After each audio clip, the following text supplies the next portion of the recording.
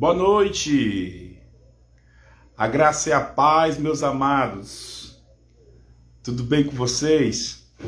Estamos mais uma vez ao vivo, né? Como nós temos esse trabalho semanal, todas as sextas-feiras nós estamos aqui ininterrupto, lendo as escrituras sagradas. Nós vamos passar hoje para um livro novo, né? A qual novo para a gente que está fazendo essa leitura nesse trabalho de sexta-feira, que tem o nome Alinhando o Sacerdócio. E nós vamos falar justamente, começando hoje, sobre os ofícios do sacerdote. Nós vamos ler sobre o livro de Levítico, coisa boa. Um livro pouco lido por muitas pessoas.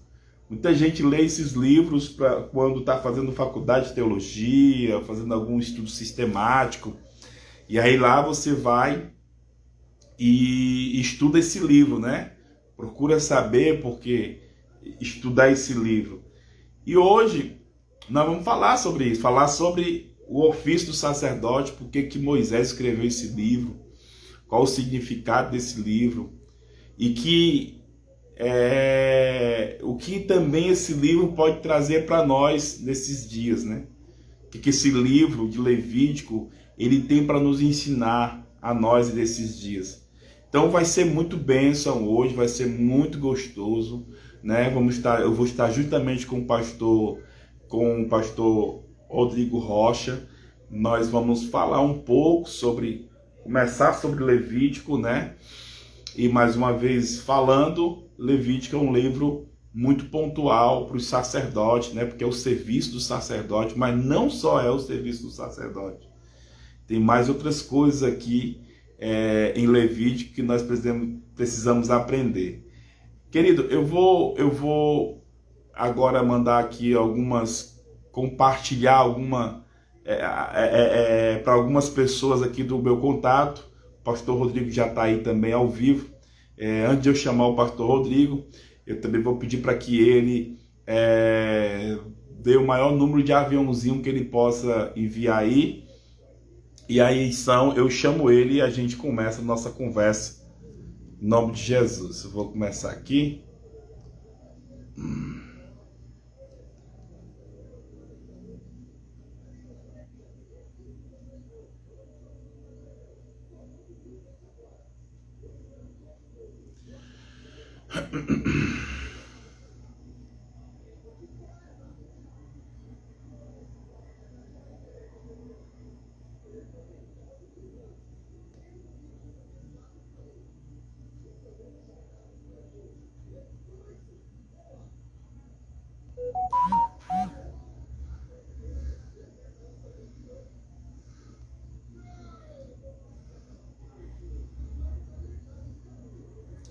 Glórias a Deus das alturas. Aleluia. Pronto, mandei aqui. Entrou o Marcão aí também. Marco, nosso amigo, que muitas vezes acompanha, né? A Gerlane também. Gerlane, fica com a gente. Em nome de Jesus. Pastor, eu vou já te chamar. A Valdenilza. Aleluia, mulher de Deus, profetiza. É uma profetisa desses últimos dias. O Senhor te use hoje, tá bom? Estamos todo mundo aqui reunido. Agora eu vou chamar o pastor Rodrigo para estar aqui com a gente, né? Cadê você, pastor? Vou lhe convidar aqui. Convite para ele. Espera ele aceitar o convite para entrar juntamente aqui conosco, em nome de Jesus. O pastor entrou, tá aí ele. Glória a Deus, meu pastor. Boa noite, querido. Graça e paz. A graça e a paz, meu pastor. Pastor, não sei se é só comigo, mas a sua tela está preta. Eu não consigo lhe visualizar. Deixa eu te mandar o convite para ver se fica melhor. Amém, meu pastor. Amém. Deixa eu te mandar o convite. Glória a Deus. Meus queridos, como eu estava falando no começo, hoje nós vamos iniciar o estudo, né, do livro de Levítico. Vai ser bênção do céu. Muito bom mesmo. Fique com a gente, viu? Nós temos como tema alinhando o sacerdócio. Então, o livro de Levítico vai falar sobre o serviço do sacerdote, como o povo tinha que se comportar. Vai ser muito bom mesmo. Agora eu te vejo, pastor. Só te conhecia de ouvir falar, agora eu te vejo. Amém. Toda vez que eu vou começar, eu vou deixar a falinha, acho que é melhor que você me enviar. Não entendi. Toda vez que a gente for começar, espero que eu lhe mande o convite. Eu acho que é melhor eu lhe mandar do que você me enviar. Amém. Glória a Deus. Amém. Josiel de Vasconcelos. Que Deus te abençoe, Josiel. Glória a Deus. Você está me ouvindo direito, pastor? Estou lhe ouvindo direito. Amém. É o seu. Eu não sei se é o meu telefone. Eu lhe ouço baixo e cortando, mas deve ser o meu telefone. O seu telefone é agora, quando você chega mais perto, eu lhe escuto bem. O seu telefone está ecoando, não sei se é o meu. Eu acredito que deve ser por conta do carregador. Deixa eu tirar o carregador aqui. Se ele vai melhorar um pouquinho. Amém? A Cris chegou aí também. Aleluia.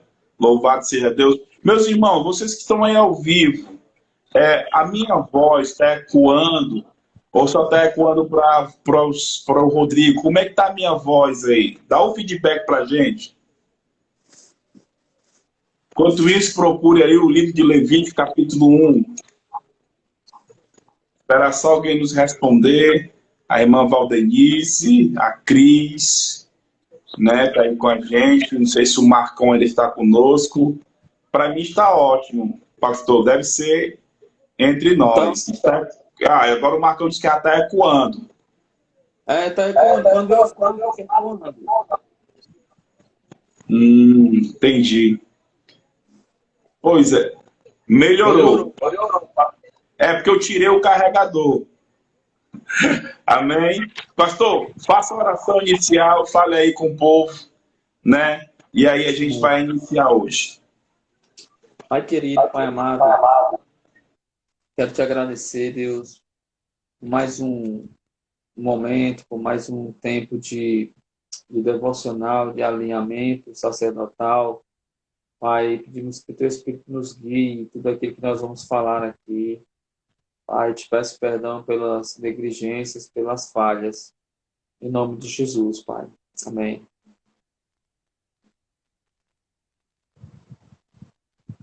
Amém?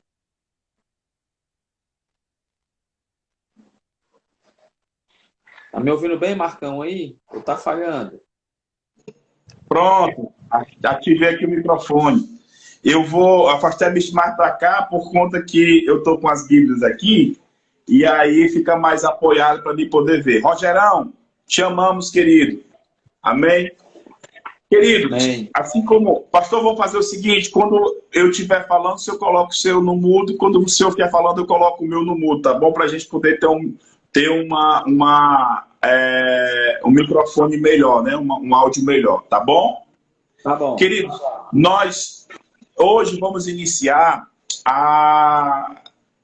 o estudo sobre Levítico, né? Nós falamos sobre o livro de Êxodo, passamos muito tempo falando sobre Êxodo, falamos justamente sobre a vida de Moisés. E o livro de Levítico também vai falar sobre Moisés. Só que o livro de Levítico é algo assim muito, muito especial, porque não que a Bíblia não seja especial, ou só o Levítico seja especial, não. Todos é especial.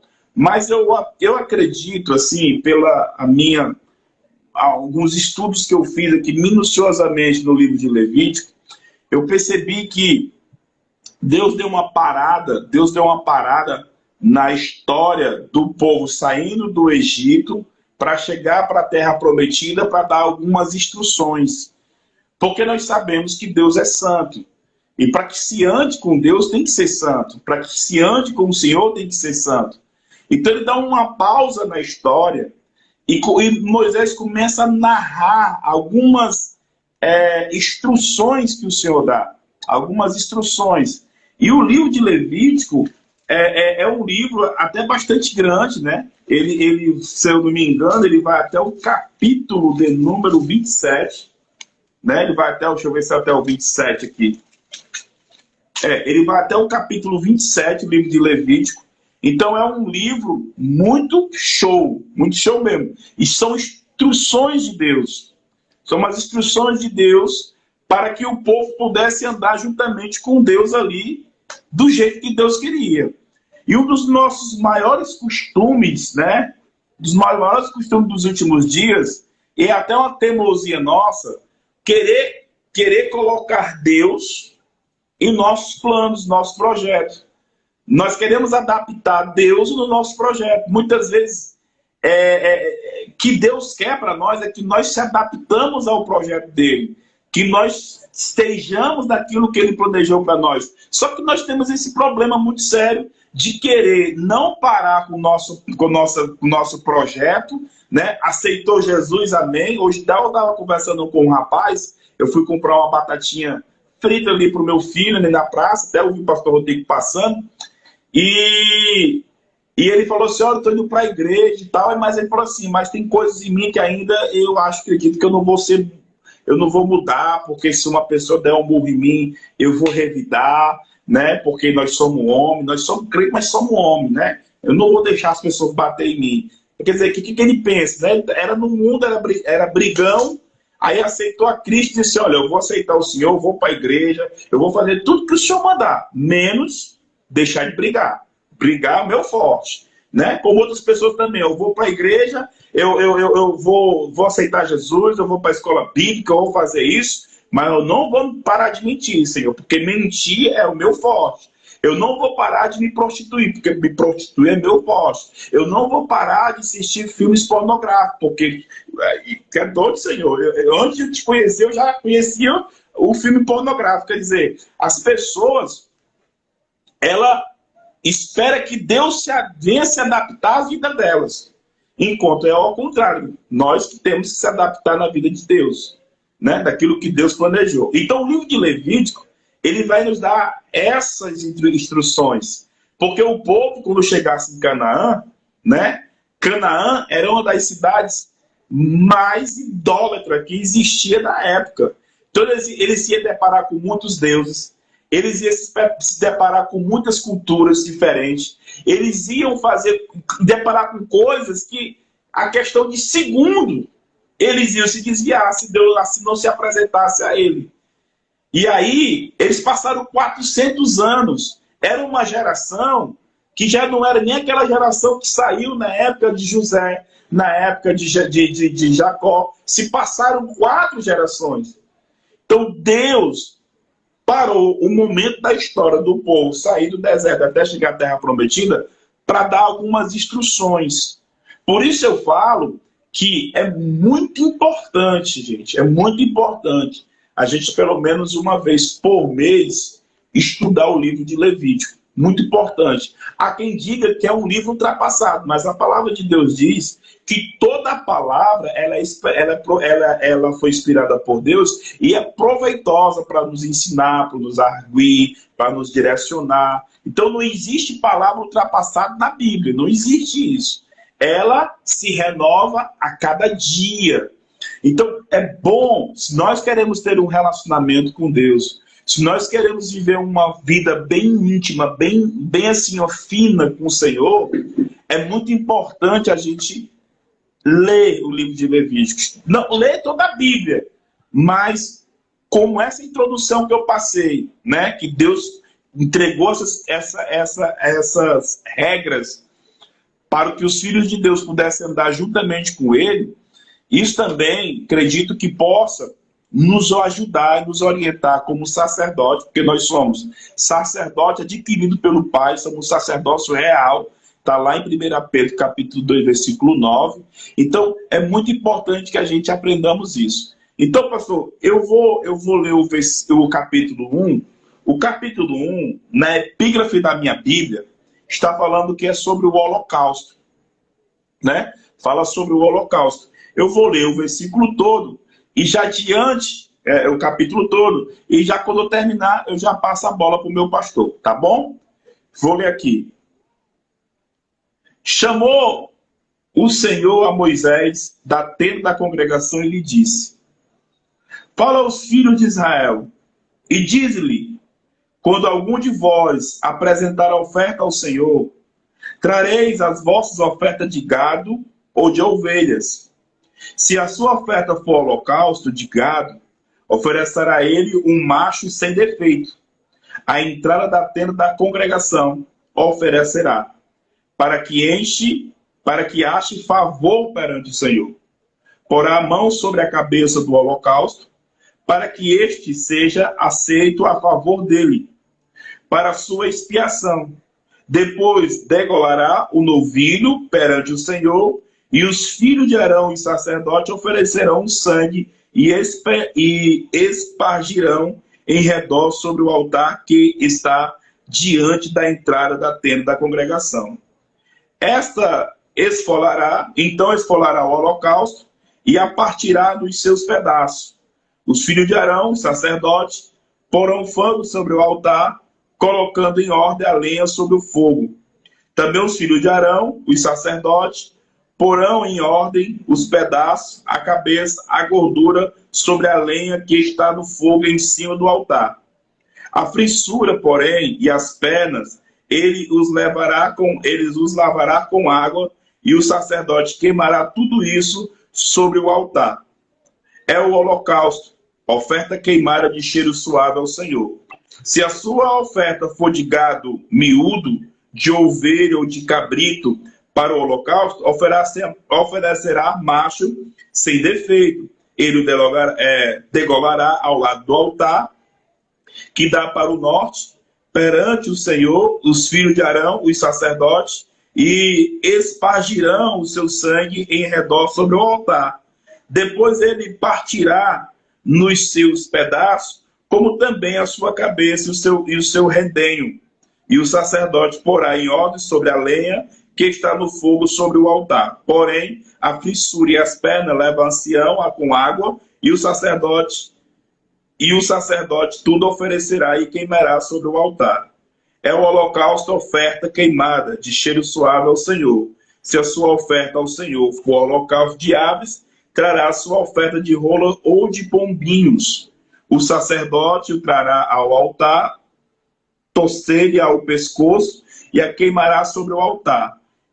Espremerá o seu sangue na parede do altar, tirará o seu papo com as suas pernas e o lançará junto ao fogo para o lado do oriente, no lugar da cinza.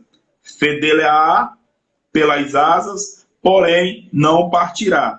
E o sacerdote o queimará em cima do altar sobre a lenha que está no fogo. É o holocausto, oferta queimada de cheiro suave ao Senhor. Então aqui Deus está orientando o povo de Israel a como tinha que se fazer uma oferta de holocausto, né? Como eu falei do início da introdução desse estudo, era muito importante, né, eles aprenderem de como isso aconteceria, né? Só um adendo, um parênteses, eu vou passar a bola para o pastor Rodrigo. A ideia de Deus nunca foi essa de sacrifício, a ideia de Deus nunca foi essa questão de colocar regras para se chegar até Ele. Você vai ver que Jesus, quando morre, ele rasga o véu para dizer, ó, as coisas velhas passaram, agora tudo se fez novo. Você tem acesso a mim. Não se precisa matar mais animal. Não se precisa mais fazer oferta de sacrifício por tal coisa. O sacrifício, Cristo, o Cordeiro, que tirou o pecado do mundo, você tem acesso agora. Hebreus vai falar, que nós entramos com ousadia no Santo dos Santos. Então, mas a ideia de Deus nunca era fazer essas regras, era se relacionar com o povo. Mas como a gente viu lá em Êxodo, que eles não queriam falar com Deus, eles queriam falar com Moisés, então Deus sempre descia dentro da congregação e falava com Moisés como é que teria ser esse relacionamento, essa situação que Deus queria falar com o povo. Meu pastor, está com o senhor aí, meu pastor. Amém. Glória a Deus.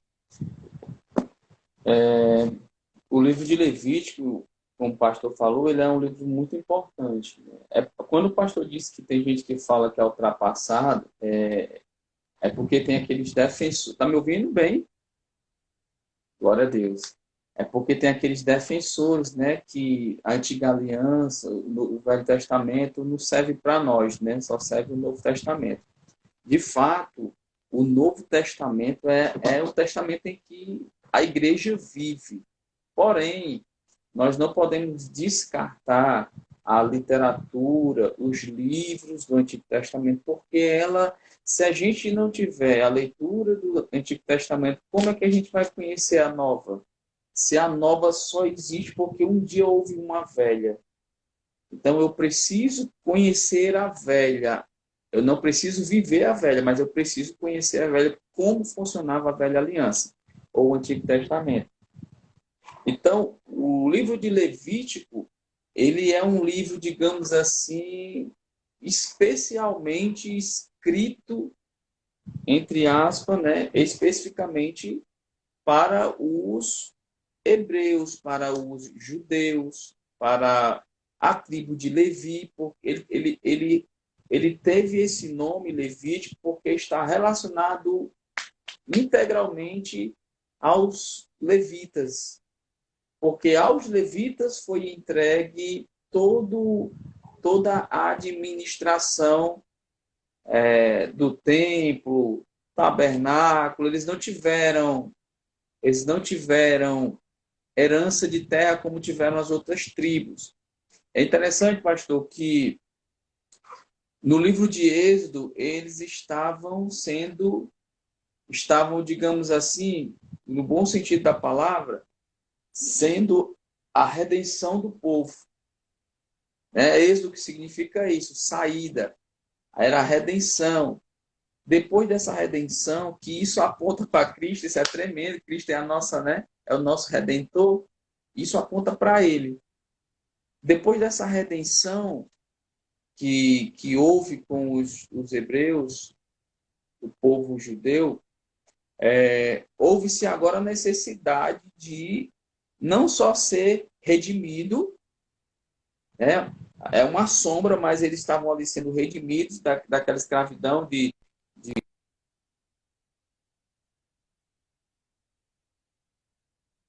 E agora houve a necessidade, isso da parte de Deus. Foi da parte de ninguém, foi da parte de Deus. Agora, consagrar esse povo.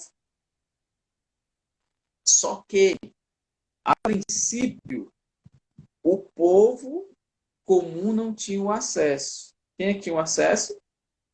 Era o sacerdote.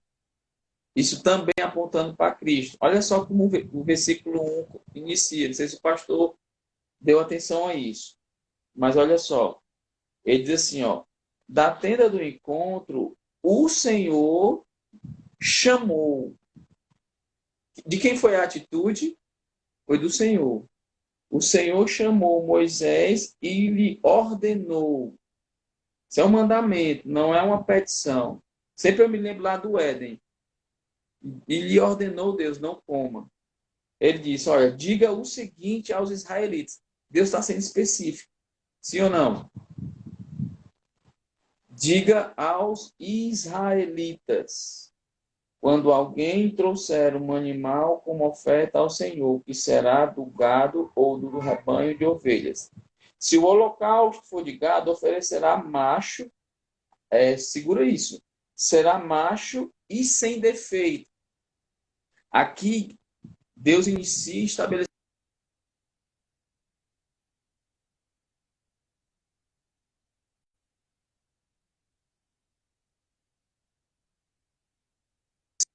que vai ser um animal masculino e sem defeito. Por quê?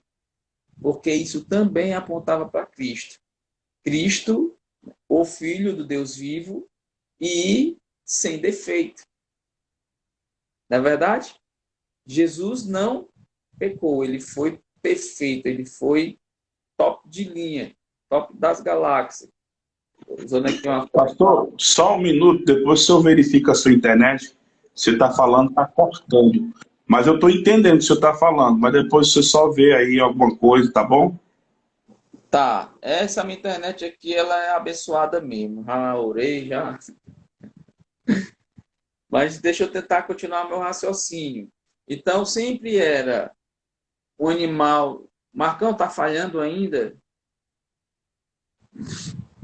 Então, sempre era um animal masculino e sem defeito. Porque Jesus ele foi sacrificado, ele era homem e foi sacrificado sem defeito. Então, o que significava o holocausto? O que significava o holocausto ao Senhor? O holocausto significava a inteira consagração a Jeová. Olha que interessante. Deus quis que, primeiramente, depois que eles foram livres, depois que ele estabeleceu toda a questão do tabernáculo, né? Tinha já um local preparado para eles agora adorarem, não era mais no deserto, não era mais em canto nenhum, mas agora tinha um local específico e Deus tinha, como a gente sempre fala, organizado tudo.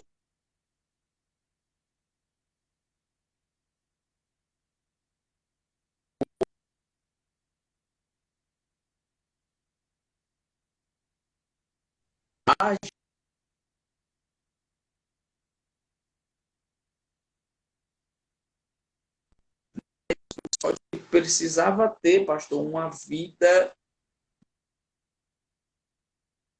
bem direitinha, bem regradinha diante do Senhor.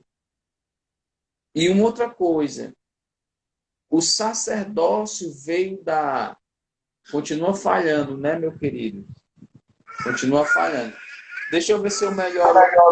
É, por isso que eu desliguei a minha câmera para ver se não puxa tanto a tua internet, entendeu?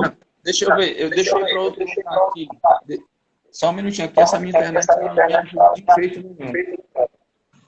Ela não me ajuda em coisa alguma. Deixa eu ver se vai melhorar aqui. Melhorou alguma coisa? Melhorou. Pronto. Deixa eu voltar meu raciocínio. O holocausto ele era um sacrifício a Jeová de consagração. Então, tinha que estar com a vida direitinho. É por isso que, quando estava sendo estabelecido as regras para o sacerdote, uma das coisas que era colocado para ele era a questão do sininho. Porque se ele não tivesse em dias, quando ele entrasse naquele lugar para oferecer sacrifícios, ele era fulminado. Se aquele sinozinho parasse de tocar, ele era fulminado. Abaixa só um pouquinho, filho, por favor. Ele era fulminado. Então, o livro de Levítico ele é um livro onde Deus estabelece leis. Digamos que o Levítico seja um livro das leis. E o capítulo que a gente leu, ele começa como o Holocausto. Sempre vai ser um animal de sexo masculino e sempre tem que ser sem defeito. E uma outra coisa, olha só como tudo aponta para Jesus Cristo, pastor. Animal masculino, sem defeito, e tinha que ter o quê? Derramamento de sangue. Ele sempre dizia, pode olhar em todo o capítulo que o pastor leu, sempre que ele terminava de falar do holocausto, ele dizia, deixa eu ver aqui onde ele fala, para que seja aceito ao Senhor, porá a mão sobre a cabeça, nananana. Então o novilho será morto perante o Senhor, e os sacerdotes, descendentes de Arão, ele era específico, disse, trarão o sangue e o derramarão em todos os lados do altar. Então, animal masculino, sem defeito, e que derramava sangue. Porque o sangue também apontava para o sacrifício de Cristo. E uma outra coisa fundamental e importante, o sangue representa vida. Por isso que eles não tomavam sangue, eles não bebiam sangue, porque o sangue representava vida. Tá me ouvindo bem ou tá falhando?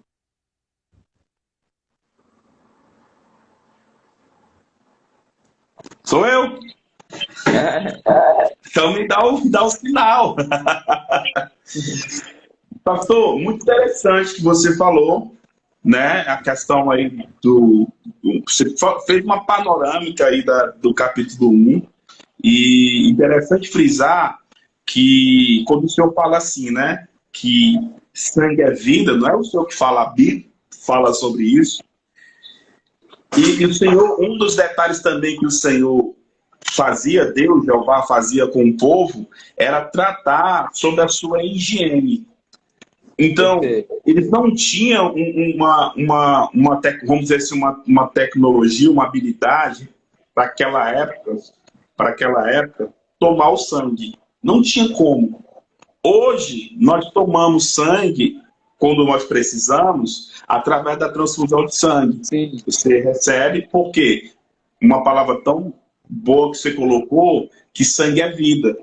E muitas vezes, quando nós precisamos ali, que a nossa vida venha a ser restaurada, injeta vida em nós, através do sangue. Que as testemunhas de Jeová falam que é proibido, eles não doam sangue. Eles têm, segundo eles, tem uma equipe, né, que trabalha juntamente com a junta médica. Alguns pesquisadores também fazem parte desse grupo, que tem outros tratamentos paliativos sem pegar o sangue, como injeção, como trabalha na medula, para a medula produzir por si só o sangue, né? Mas não quer dizer que Deus proibiu de você tomar sangue. Aqui, quando ele diz não toma sangue, e ele repete lá em Atos dos Apóstolos, naquele concílio que fizeram, e algumas coisas eles disseram, ó, nós vamos praticar porque era a questão do passado, era por uma determinadas coisas, mas nós vamos continuar a não tomando sangue, assim. Por quê? Porque não tinha uma tecnologia de ingerir aquele sangue. A ciência evoluiu. A ciência ela evoluiu, entende? Se eu acredito que se Deus pudesse trazer alguém do passado para o dia de hoje, ele ia estar totalmente perdido. Porque a ideia dele do passado não se compara com a nossa ideia de hoje. Por exemplo, vou falar sobre ciência.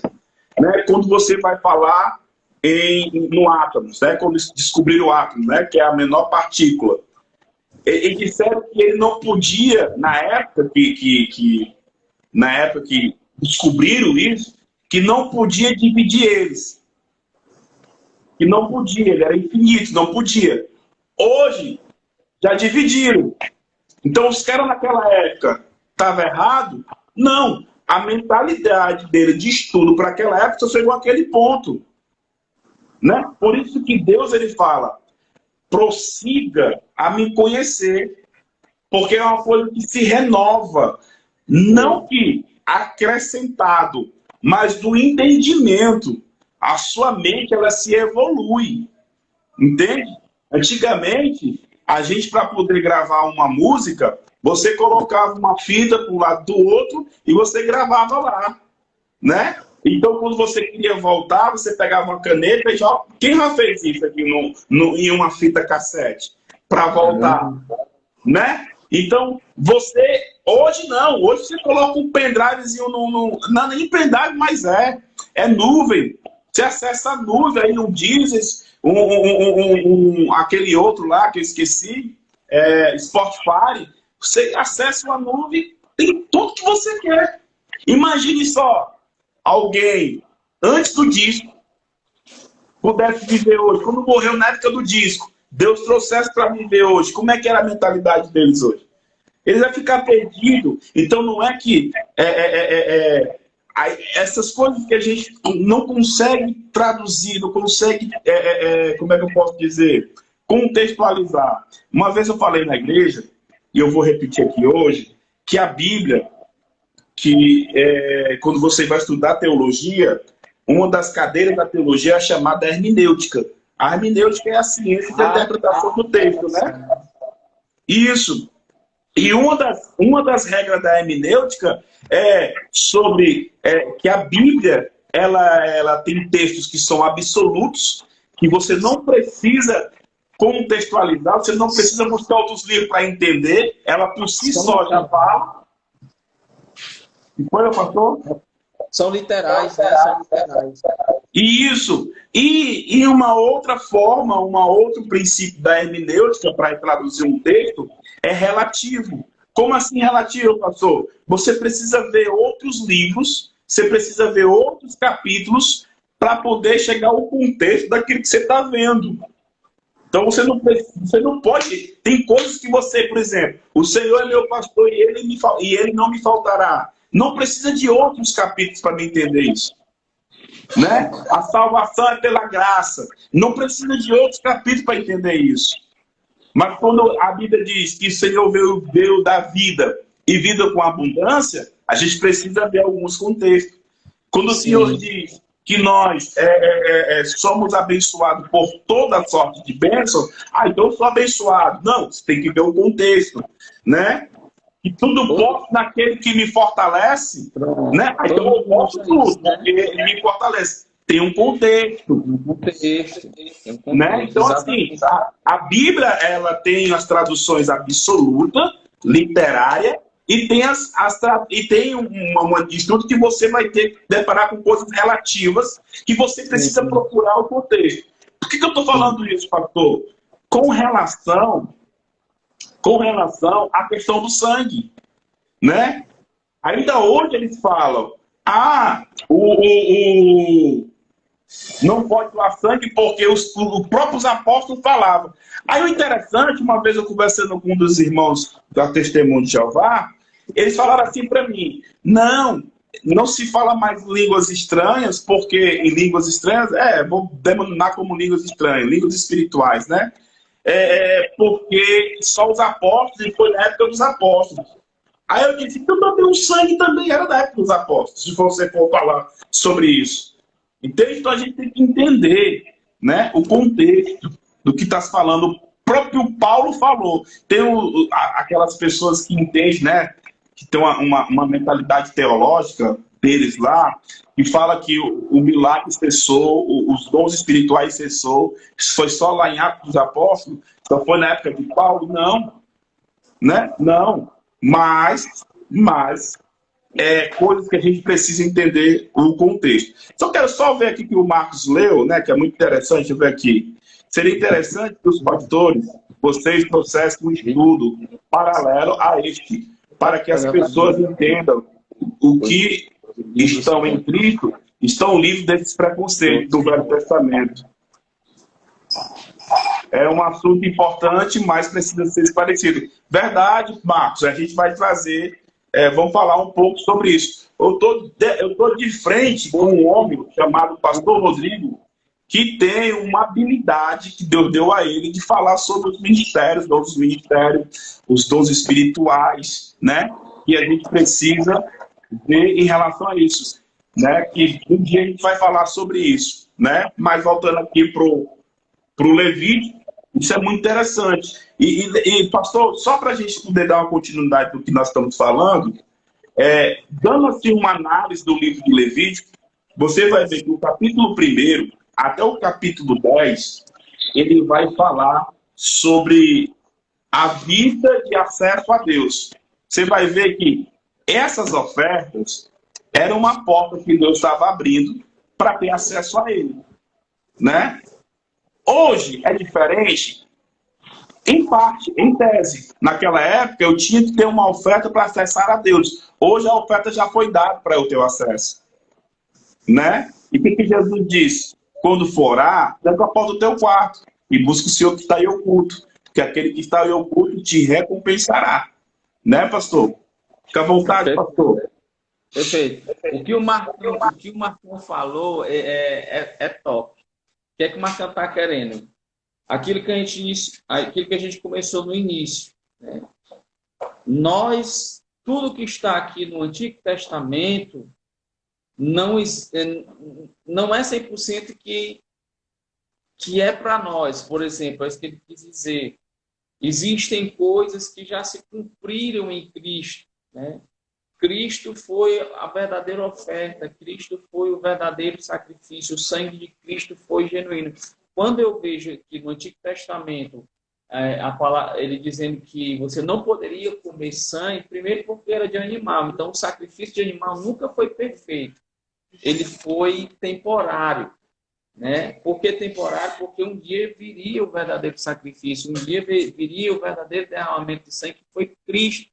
Mas quando Cristo está na ceia, pastor, que é uma coisa que você fala muito, e eu amo demais quando você fala sobre ceia, porque você quebra muito paradigma. Uma das coisas que Jesus faz na ceia é: comei do meu corpo e tomai o meu sangue. Completamente do Antigo Testamento. No Antigo Testamento ele diz: não pode tomar sangue, mas Jesus, mesmo que seja o suco da vide, ele diz: ó, vocês querem fazer parte de mim? Vocês querem ser um comigo? Coma do meu corpo e beba do meu sangue. Quem não bebe e não come, não tem parte comigo. Então, os sacrifícios da antiga aliança, eles apontavam para o verdadeiro sacrifício. Era necessário que Deus montasse, criasse todo esse projeto, esse propósito, né, das leis, dos sacrifícios, envolvendo sangue, envolvendo corpo, né? Olha só como tem tudo a ver. Quando você o sacrifício em Levítico com o animal era masculino, sem defeito, derramamento de sangue, mas isso não era o suficiente também. Tinha que fazer o quê? Partir o bicho todo, esquartejar o animal. O que aconteceu com Cristo? Ele foi transpassado, ele foi triturado. E quando ele pega o pão que ele parte na ceia, ele parte. Isso aqui é a realidade. Aqui no Antigo Testamento é sombra, mas ele parte aquele pão, simbolizando o seu corpo e dizendo: comam, esse é o meu corpo, que foi moído, que foi transpassado por suas iniquidades e pelos seus pecados. Então, no Novo Testamento, na Nova Aliança, tudo muda. No Antigo Testamento, o livro de Levítico vai dizer que somente um sacerdote poderia entrar. E não era todo dia. Existia um dia específico, existia um tempo específico, existia a oferta específica. Jesus Cristo, ele entrou no santuário, no Santo dos Santos, uma vez, e deixou esse caminho aberto agora, não mais para só os sacerdotes, mas para todo aquele que quisesse chegar a ele. A Bíblia diz que naquele dia em que ele morreu, ele disse: Pai, nas tuas mãos eu entrego o meu espírito. A palavra diz que aquele véu, que não era um véu qualquer, era o muro da separação, foi rasgado de cima a baixo. Ele adentrou aquele ambiente e lá está, e lá nos levou. Eu tenho uma canção que diz que ele nos levou pelo seu sangue para o Santo do Santo. No Santo do Santo eu posso ficar, no Santo do Santo eu posso estar. Uma vez que Jesus fez esse sacrifício, eu posso estar lá. Amém? Eu não preciso mais. E se a gente ainda não se conforma com isso, porque tem pessoas que não se conformam, pastor. Tem irmãos que eles querem viver aqui, presos em uma aliança. O livro de Hebreus vai dizer que nós vivemos uma aliança superior com superiores promessas. Eu não posso desconsiderar.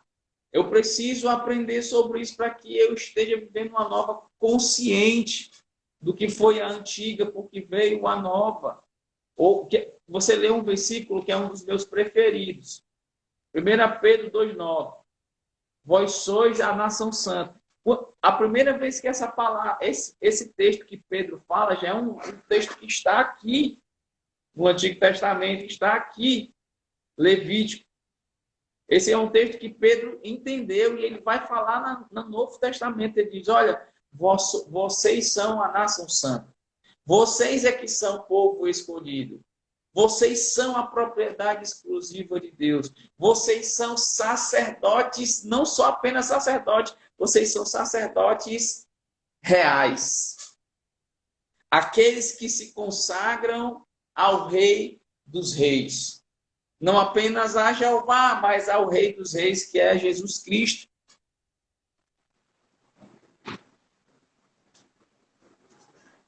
Amém? Pode falar, pastor. Amém, meu pastorzão. Marcão, fica tranquilo. Esses feedback que você nos dá é muito importante, porque nós começa a colocar na nossa rotina de estudo, viu? Sabemos que você realmente tem nosso estudo como importante, que eu conheci você através da vida do pastor Rodrigo. Fique à vontade, querido. Nós não pensamos mal de nada.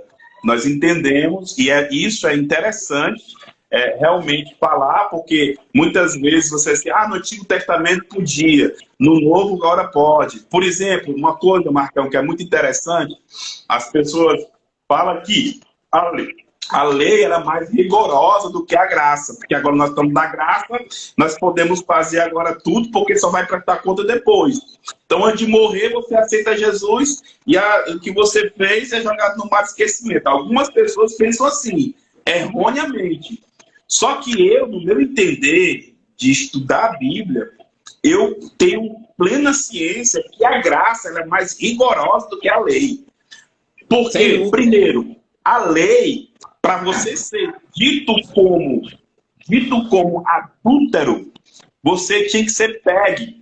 E tinha que ter 3 testemunhas que viram você fazendo aquilo. Levava para o sacerdote e o sacerdote julgava. Quando ele ouvia as pessoas e dava uma sentença, os 2 eram mortos apedrejados para que não pudesse profanar a congregação. Hoje é diferente, Cristo falou. Está escrito, não adulterarás. Eu, porém, vos digo, se você olhar para uma mulher e a desejou, já adulterou. Então, olha que coisa mais rigorosa. Para você ser um assassino, na época da lei, você tinha que matar uma pessoa fisicamente. Jesus disse, não matarás, mas eu, porém, lhe afirmo, se você falar mal do seu irmão, já o matou. Então, quer dizer, eu sinto que a graça é de graça, mas custou a vida de Cristo. Custou algo. Mas nós temos que entender que custou para Cristo, não para nós. Porque a gente acha que custou para nós e a gente quer condenar as pessoas. Nós queremos decretar para as pessoas que está errado, tem que ser fulminado, Deus não te aceitou. Deus aceita todo mundo, querido. Buscar o Senhor enquanto pode se achar, quer dizer, tem oportunidade para você buscar enquanto você pode achar. Porque vai chegar um dia que não dá mais para achar. Porque é o dia do julgamento. O homem só morre uma vez, para depois disso seguir o juízo. Né? Então, irmão Marcos, é muito interessante você ter falado isso. Nós estamos aqui realmente para aprendermos juntos, viu? Amamos vocês. Pastor, eu também vejo no capítulo 1 de Levítico que ali Deus está dando algumas instruções, até do versículo 2 ao versículo 9, Deus está dando algumas instruções sobre expiação, né, do pecado, e também tem uma coisa muito interessante, que é sobre a consagração, né? Consagração, consagrar, essa palavra consagrar. Como até você falou, tinha que ser um animal sem defeito. Interessante, a gente ainda vai ler no próximo sexta-feira, se der tempo. Pode ser se a gente pudesse ler agora, não dá não. Deixa para a próxima sexta-feira. Que a oferta depois de cereais, que é a oferta de sacrifício, que é a mesma coisa de holocausto, porém, pastor, tem uma diferença. Lá você pode consagrar, lá você pode sacrificar animal macho e animal fêmea. Ao holocausto, só macho. Mas os ambos têm que ser sem mancha. Que a primeira coisa que o sacerdote fazia, o que era? Ele se colocava por debaixo do animal, por exemplo, se fosse um cordeiro, eles apalpavam o testículo para ver se tinha alguma coisa com um defeito. Se tivesse com defeito, eles não sacrificavam, eles não aceitavam. Ó, isso aqui o senhor não vai ajeitar, não aceitar, porque a ordem é ele sem defeito, ele tem que ser Ele tem que ser inteiro, sem nenhum defeito. E aí, fala sobre consagração, né? É um tópico que a gente vai gastar aqui uns 10 minutos, que são 50 minutos que nós estamos aqui no estudo. Consagração. É um ato que muitas igrejas fazem, né? Muitas igrejas fazem, normalmente pela manhã, né? Na maioria das vezes no sábado. Olha, sábado tem consagração. E nós achamos que consagração não é um momento de oração, mas é a sua vida a Deus. Você está consagrando a Ele, você está entregando a Ele. Então, quando a gente faz uma consagração naquele período de 6 da manhã às 8, de 7 da manhã às 9, né? As mulheres, o cocó, que vai com a bíbliazinha, uma harpa, um lençozinho para chorar ali. Louvado seja Deus por essas mulheres, que por elas alcançaram a gente. Tantas mulheres de oração orou por mim, hoje eu estou aqui como pastor, né? Só que a gente tem que ter um entendimento, pastor. Porque a palavra de Deus existe os benefícios. A Bíblia diz que conhecereis a verdade vos libertará. Tem pessoas que dizem que conhecem a verdade, mas ainda não é liberto. Muitas vezes, eu sou liberto, amém, chega a enfermidade. Parece que o mundo acabou.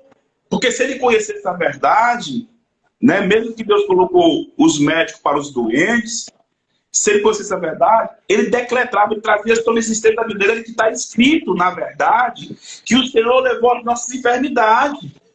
Entende? Que sobre a pisadura dele eu sou sarado, eu sou curado. Eu tenho que decretar isso. Como outra coisa que eu falei no estudo ontem, sobre a paz do Senhor. Nós temos o costume de dizer a paz do Senhor. A graça e a paz. O irmão foi para o culto ontem, aí no outro dia você tem que dar a paz. Se você não der a paz, você acha que não receberam no culto. Você tem que, irmão, paz do Senhor. Mas a verdadeira paz que Deus quer que nós decretamos é a paz do Senhor. O que é a paz do Senhor? É a paz que excede todo e qualquer entendimento. A irmã Beth colocou até os dois olhinhos, que ela já sabe o que eu estou falando. Então, é a paz que excede todo entendimento. Eu disse a eles, olha, não é que vocês têm que parar de dar paz. Dê a paz. Mas tem o entendimento. O que é dar a paz do Senhor, pastor? O meu entendimento do que eu tenho na palavra. Que a paz do Senhor é a paz que excede todo e qualquer entendimento. Não é a paz do mundo. A paz do mundo é sem guerra. É aquele mundo ocioso, não tem nada. Não está acontecendo nada. Está na paz, boa. Mas a paz de Deus é no meio dos rancarrabos, você está tranquilo. Por quê? Porque você tem um entendimento. Você tem um entendimento. E aí, pastor, qual é a verdadeira paz que eu entendo? É você chegar para uma pessoa, irmão, deixar a paz do Senhor para você. Amém. O que é a paz do Senhor?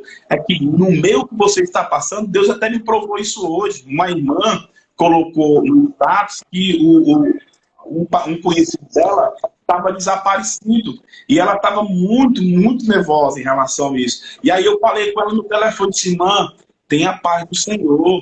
Aí ela disse, amém, pastor. Não, mas tenha mesmo. Você sabe que a paz do Senhor é você ter o entendimento de Cristo nesse momento. Que Deus está no controle. Que em qualquer momento você vai receber uma notícia dessa pessoa. Cara, foi instantâneo.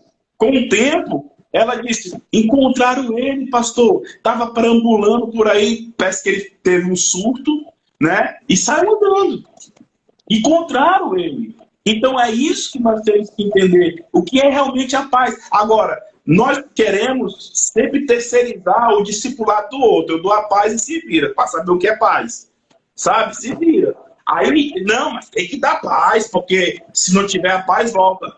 Dá até justificativo que não cola. Né? Porque os discípulos iam chegar para falar sobre o Evangelho, sobre a paz, o entendimento que Deus, as pessoas não queriam. E que Cristo falou? Que esse entendimento volta com você. Que a paz volta com você. Um texto totalmente diferente. Isso! Então, não é que eu tenho que deixar de dar paz. Pai do Senhor, pastor Rodrigo. Pai do Senhor, Marcão. Pai do Senhor, irmã Beth. Não é que eu vou deixar, mas que eu entendo que essa paz, porque essa paz é poderosa. Para passar para o senhor, pastor, João, se eu não me engano, 16, acho que é 16, que é o 14, é o 16 ou 14, não sei, mas está escrito lá que no mundo tereis aflições, mas tenha bom ânimo, é o 14, é o 16. Eu venci o mundo, né? Pagão, né? João, acho que é João 14 a João 16. Vou Eu acho que é comprovar agora. 16. É Vou comprovar. Está aqui, João. Está aqui, mesmo no comecinho. 14 não é. É o 16, versículo 1, ó. Tenho-vos dito estas coisas para que não vos escandalizeis. Né? Não, 16 não. Cadê, Jesus? Me ajude. Oh, meu Deus, está na Bíblia, irmão. Porque diz assim, ó. No mundo tereis aflições. Isso. É 16. É 16, versículo 33, pastor. João 16, 33. Diz assim, ó. Dize-vos essas coisas para que em mim tenhais paz. Ponto. No mundo tereis aflições, mas tende bom ânimo. Eu venci o mundo. Sabe o que a pessoa entende disso aqui, pastor? Porque só pegou assim, ó. Irmão, vai ter tribulação, mas porque Jesus venceu o mundo, também vai vencer o mundo. Não, camarada. Está dizendo que tenha paz no meio da tribulação. Porque o Cristo, que é a paz, ele venceu. É isso que a gente tem que entender, queridos. Amém? Pastor, faz, senão eu fico até 6 horas da manhã. Não, você falou sobre a questão da consagração, você falou por último, que estava falando no texto, e você até citou um dos aspectos no meio religioso, no meio cristão, que as pessoas têm aquela ideia de consagração, é você tirar um momento de jejum, tirar um momento de leitura, tirar um momento de... Né? Mas você falou algo bem importante, consagração é minha vida. Quando a gente entende isso, quando você vai para o Senhor, você está dizendo, eu não apenas estou entregando a minha vida a você, Senhor, eu estou querendo consagrar a minha vida a você. A partir de hoje eu não vou fazer o que eu quero, vou fazer o que o Senhor quer. Não porque o Senhor me obrigue, como muitos pensam, né? Somos robô, somos obrigados a amar a Deus, somos obrigados a reconhecer o sacrifício do Senhor. Não, Deus não nos obriga. Se Deus nos obrigasse, não tinha desviado. Não tinha ninguém afastado, todo mundo já tinha reconhecido Jesus, ele já tinha voltado, porque Deus ia obrigar. Aliás, se Deus obrigasse, não existiria nenhum pecado, porque na hora que não fosse pecado, Deus interferia, mas não é assim. Eu entendo o que Jesus fez por mim, eu entendo que ele não é uma opção, ele é a única saída. Não existe caminhos, ele é o único. Quando eu entendo isso, eu consagro a minha vida. Outro aspecto. Quando eu entendo isso, eu entrego a minha vida, eu me submeto ao teu senhorio. A minha vida está rendida ao teu altar. E o altar não é esse altar de som, não. É o altar de Cristo. É os pés do Senhor que eu me rendo. Um outro aspecto de consagração, aqui um aspecto, você falou um aspecto, eu estou falando outro aspecto. Qual é o outro aspecto de consagração? Era quando Deus via alguém que tinha um chamado, ele foi com Samuel, ele foi com Davi, e eles eram ungidos, eles eram consagrados. Mesma coisa, a partir de hoje isso não cumpre mais para você, para mim. A partir de hoje você se submete a mim. A partir de hoje você vai me obedecer. Eu fui reconhecido, fui consagrado, ordenado a pastor. Houve ali uma sequência que para mim é uma das mais importantes da minha vida. Então, ali Deus usou a sua vida e outras pessoas. Está na hora. Para uma responsabilidade maior. Eu vou consagrá-lo para uma responsabilidade maior. E a Bíblia mesmo diz, a quem muito é dado, muito é cobrado. E essa medida em que eu vou me entregando, me rendendo ao Senhor, entendendo o propósito dele para a minha vida, mais eu vou consagrando o meu ser a ele. Isso aqui era simbólico, mas hoje nós temos a realidade. Estamos todos os dias... Senhor, minha vida está no teu altar. Eu quero colocar... Aí tem gente que diz que Deus está no controle de todas as coisas, né? Eu discordo em parte que Deus não está no controle de todas as coisas. Não é porque Deus não tem poder, as pessoas não entendem isso. Deus tem o poder para acabar com tudo agora no estalar de dedos. Mas Deus não tem o controle de tudo. Ah, Deus está no controle da sua vida. Está mesmo. Você tem obedecido a palavra? Você tem se submetido à palavra? Você tem feito o que a palavra diz? Não, algumas coisas. Então, ele não está no controle da tua vida. Deus só está no controle da nossa vida, pastor, quando nós nos submetemos à palavra dele. Aí eu posso afirmar, Deus está no controle da minha vida. Mas enquanto eu faço coisas que eu quero e que não agrada a Deus, Deus não está no controle disso, como muitos pensam. Esses dias eu tive uma discussão teológica com uma pessoa, porque eu botei um versículo falando que nós somos escravos daquilo que nos domina. Né? O pastor tem um outro bem parecido, aquilo que você adora, você se torna parecido, se torna semelhante. É a mesma coisa. Aquilo que me domina, né? Eu disse, eu sou escravo dela. Aquilo que eu sou escravo é aquilo que me domina. Aí a pessoa falou assim, não, então, aqui é um versículo que diz que ou você é escravo da carne ou do espírito, então Deus está fazendo tudo isso. Ou ele te faz escravo da carne, é negativo, meu irmão. Negativo. Se eu digo que eu sou escravizado pela minha carne, onde é que tem Deus nisso? Tem a minha vontade. Quando eu estou submisso ao Espírito, aí eu estou escravo de Cristo. Como Paulo fala, vivo não mais eu, mas é Cristo que vive em mim. Não é mais as minhas coisas, é as coisas dele. Aí eu sou escravo dele. Mas quando eu disse isso, gerou uma polêmica mesmo assim, discussão teológica saudável. Mas eu não entendo. Quando eu consagro a minha vida, eu entrego a minha vida ao Senhor completamente. Não é Ele que está me obrigando. Deus não me obrigou a ir para Ele. Pessoas falaram do Evangelho, o Espírito Santo me convenceu, eu entendi, cara, eu preciso mudar a minha vida, eu preciso tomar outro rumo, eu preciso entregar a minha vida ao Senhor, não só pelo que Ele fez por mim, pastor, mas pelo que Ele é.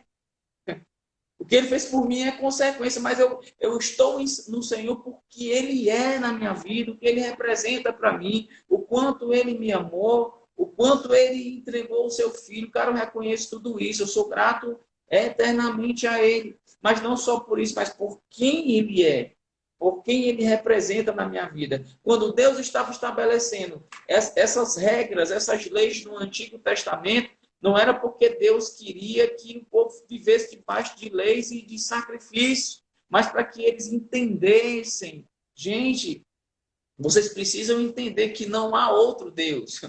Eu sou. Por isso que ele diz, quando alguém perguntar, eu sou, não existe outro. O Egito poderia ter muitos deuses, os pagãos têm muitos deuses, mas você que é meu povo, você só tem o eu sou. Então Deus não estava obrigando quando Ele estabeleceu, Ele queria que você entendesse os princípios. Amém, pastor. Até tanto, interessante isso que o senhor falou que não existe outro Deus, Ele é, eu sou. É algo que também eu quero desmistificar aqui e até munir você vocês que estão assistindo, de alguma munição para que você não possa ser levado por todos os ventos de doutrina. Quando diz que o nome de Jesus, de Deus, é Jeová. Jeová não é um nome, Jeová é um título. O Jeová significa eu sou o que sou. Então, sabe? Então, Deus, ele tem, não vou dizer vários nomes, porque ele não tem nome, gente. Deus não existe. Ele é. Quem existe somos nós.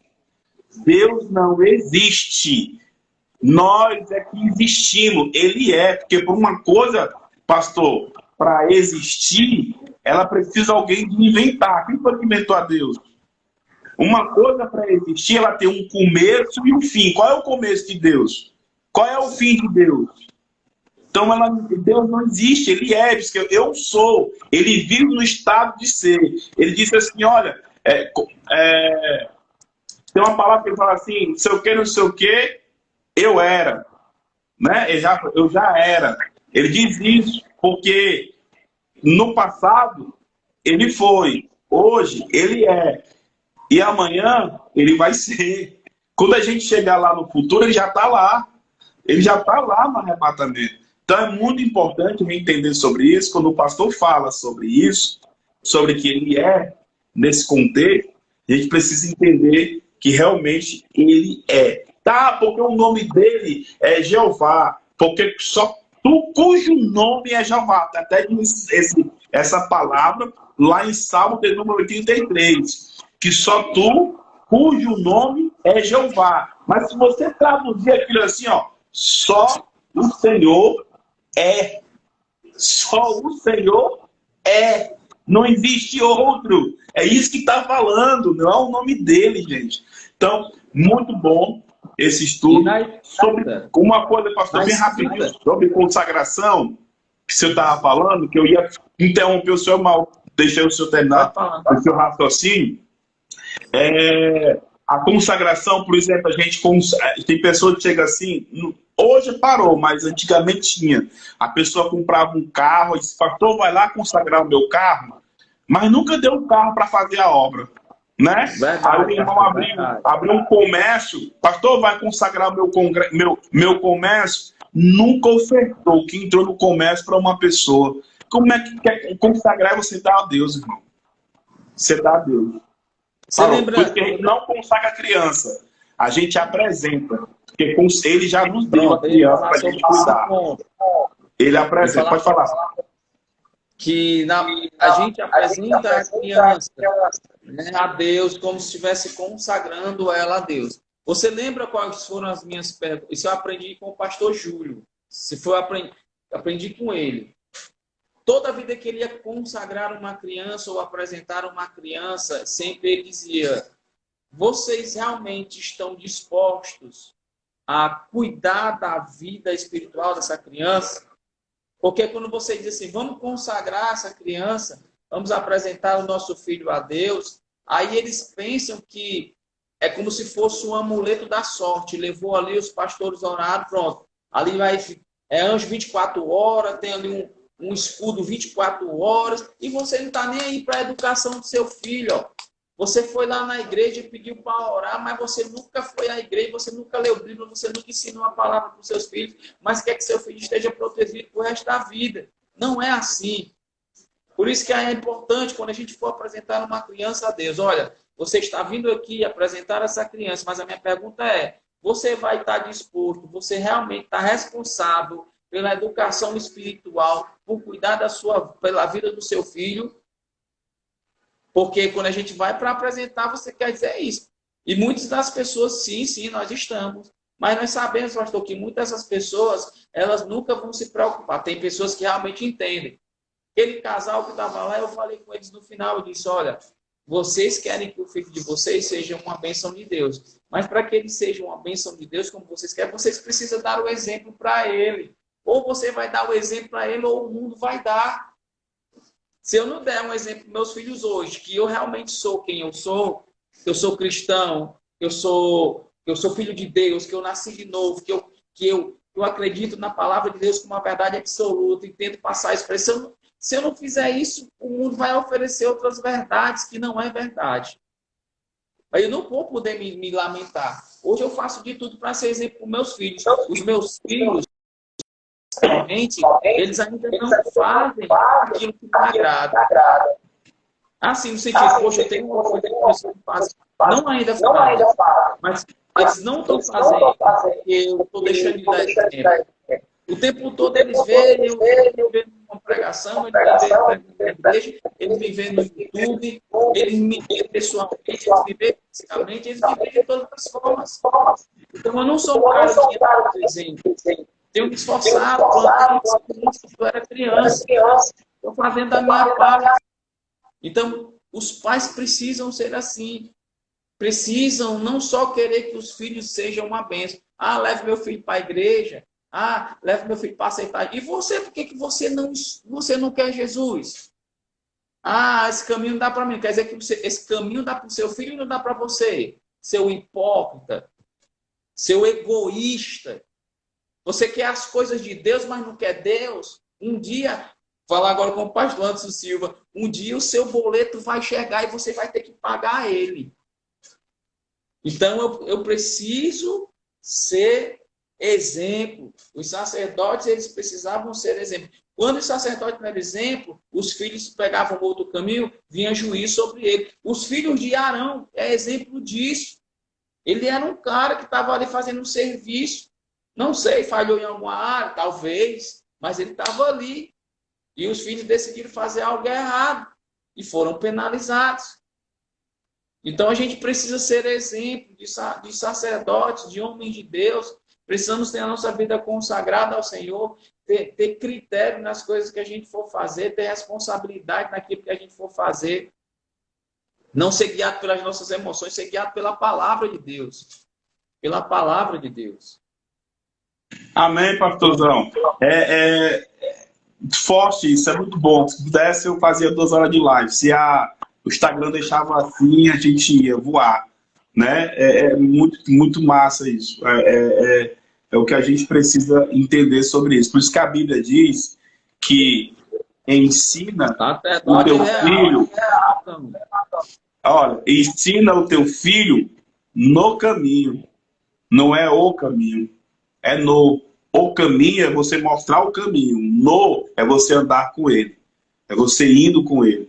E outra coisa, pastor, sobre filhos adultos, é difícil a gente trazer a mente, porque eles são responsáveis dele, não é mais responsável de você. Entende? Já não é mais a sua responsabilidade. Então, a gente fazer que nem um pai do filho pródigo, né? Alguma coisa que está lá dentro vai florar. Alguma coisa, legado que eu deixei vai florar lá. O pai do filho pródigo não foi atrás, ele ficou na porta esperando. Porque ele tinha colocado um legado dentro do filho. E na primeira crise que o filho teve, ele lembrou do legado do pai. Os trabalhadores do meu pai estão melhor do que eu aqui agora. Voltar-me a ter com ele. Não vou voltar para casa, vou ter com ele. Eu vou para onde que ele me entregou o legado. E foi lá, e o pai recebeu, deu a honra. E é isso que a gente precisa. Amém? Meus queridos, Deus em Cristo abençoe a sua vida. Pastor Rogério, homem de Deus, é verdade, a Bíblia ela é uma revelação levítica de uma suma importância.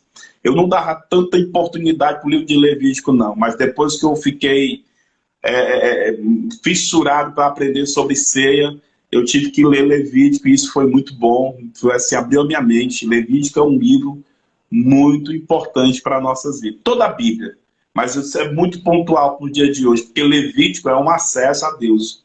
O livro de Levítico é acesso a Deus. O levita, por isso que o nome Levítico vem da palavra levita, de Levi, da tribo de Levi, isso é os caras do serviço, que vai acessar, é o que vai levar o acesso daquelas pessoas a Deus. E hoje, como sacerdote, nós temos que fazer isso, nós temos que levar as pessoas a Cristo e Cristo levar ao Pai, porque Ele é o que leva ao Pai. Né? Ele é o que é o intercessor entre o homem e Deus, não somos nós. Amém? Meus queridos, eu quero orar por você, eu quero agradecer, pastor Rodrigo, mais uma vez. Na próxima sexta-feira nós estamos aqui, amém? Que nós vamos estar aqui muito, muito bom, muito, muito forte. Como eu orei para o começo, foi o senhor que orou pelo começo, pastor? Foi você, né? Então eu vou orar pelo final agora, tá bom? Meus queridos, que o Senhor abençoe as vossas vidas, abençoe as nossas vidas, que a luz do rosto dele venha resplandecer sobre nós, e que sobre nós ele venha nos dar a paz. Pai, obrigado por tudo que o Senhor tem falado conosco hoje. Abençoe a vida de cada um que adentrou, Pai, nessa sala virtual, aonde, Pai, compartilhou com a gente essa sabedoria a qual o Senhor designou através do teu Santo Espírito. Muito obrigado, Jesus, pelas tuas escrituras. Obrigado pela saúde, pelo livramento que o Senhor nos deu hoje. Pai, obrigado até pelos prejuízos que nós tomamos hoje, mas que o Senhor amenizou o caso e até permitiu para que nós possamos estar sempre atentos, sempre ligados naquilo que o Senhor está nos mostrando. Pai, muito obrigado, Senhor, pela vida, obrigado pela graça, obrigado pela misericórdia, obrigado pela oportunidade, Senhor. Eu abençoo todos que aqui estão nos ouvindo. Declaro a cura sobre aqueles que estão enfermos. Eu declaro, Senhor, meu Deus, meu Pai, trago à existência a profecia da salvação sobre aqueles que estão ouvindo. Que o teu Santo Espírito possa adentrar em cada coração e convencer do pecado e do juízo, Pai, para que assim possa, Pai, estar com o Senhor no dia do julgamento e ouvir a palavra saindo da sua boca: vinde bendito do meu Pai. Por isso eu quero abençoar cada um, em nome de Jesus. Amém. E graças a Deus. Queridos, ficam na paz. Deus e Cristo abençoe vocês. Pastor, lhe amo. Até o próximo encontro. Amém. Deus abençoe você. Bom final de semana. Na paz. Marcão,